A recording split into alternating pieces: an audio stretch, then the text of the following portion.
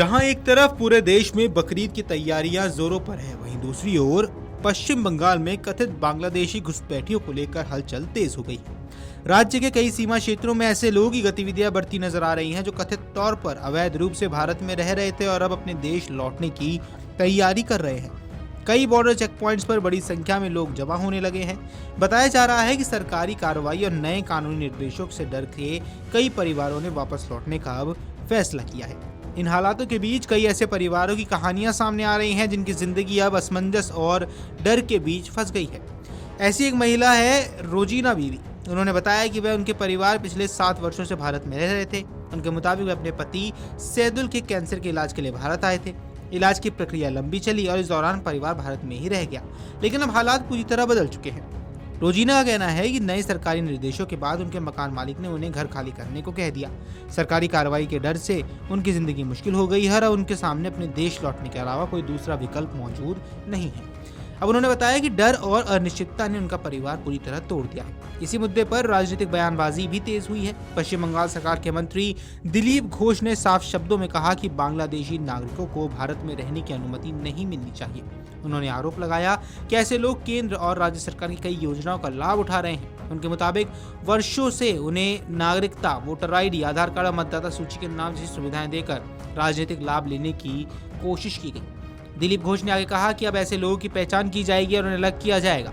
उन्होंने ये भी दोहराया कि गृह मंत्रालय पहले ही संकेत दे चुका है कि अवैध प्रवासियों को वापस भेजा जाएगा। उनका कहना था कि यदि ये लोग स्वेच्छा से अपने देश लौट जाएं तो बेहतर होगा, अन्यथा सरकार को कानून के तहत कार्रवाई करनी पड़ेगी। उत्तरी 24 परगना जिले के बशीरहाट सब डिवीजन में स्थित हकीमपुर चेक पॉइंट पर इसी तरह का दृश्य देखने को मिला।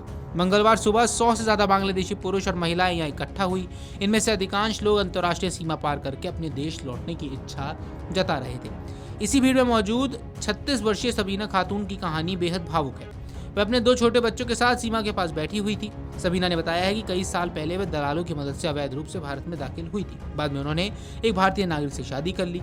उनके मुताबिक उन्होंने अपने पति के दस्तावेजों का इस्तेमाल कर भारत में अपने बच्चों को जन्म दिया, लेकिन अब नए नियमों ने उनके परिवार को ऐसे मोड़ पर लाकर खड़ा किया है जहां हर रास्ता दर्द से भरा नजर आता है। क्योंकि उनके पति भारतीय नागरिक हैं, इसलिए वे उनके साथ बांग्लादेश नहीं जा सकते। दूसरी ओर सबीना पर भारत छोड़ने का दबाव बढ़ता जा रहा है।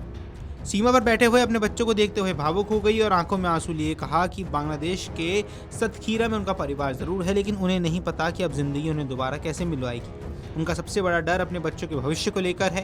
उन्होंने सवाल किया कि क्या उनके बच्चे फिर कभी अपने पिता से मिल पाएंगे। अब जैसे जैसे सीमा चौकियों के आसपास लोगों की संख्या बढ़ रही है, वैसे वैसे प्रशासन भी अपनी तैयारियां तेज करता जा रहा है। रिपोर्ट्स की माने राज्य में बनाए जा रहे होल्डिंग सेंटर अब कड़ी सुरक्षा व्यवस्था के बीच सक्रिय हो रहे हैं। माना जा रहा है कि पश्चिम बंगाल का कथित घुसपैठ रोधी अभियान अपने सख्त चरण में प्रवेश कर चुका है। आने वाले दिनों और ज्यादा लोगों की पहचान, पूछताछ, हिरासत और देश वापसी की प्रक्रिया तेज हो सकती है। अधिकारियों की माने तो संदिग्ध अवैध प्रवासियों की जांच की जाएगी और आवश्यक कानूनी प्रक्रिया अपनाई जाएगी। हाल ही में BSF के वरिष्ठ अधिकारियों के साथ हुई एक बैठक में राज्य नेतृत्व की ओर से भी इस मुद्दे पर सख्त संदेश दिया गया था।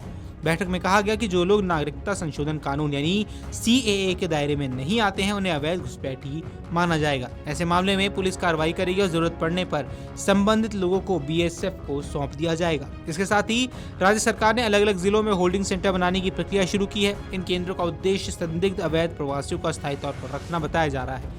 साथ ही उन विदेशी बंदियों के मामले में भी तेजी से निपटने की कोशिश होगी जो लंबे समय से निर्वासन या अपने देश वापसी का इंतजार कर रहे हैं। Video desk अमरउजाला.com।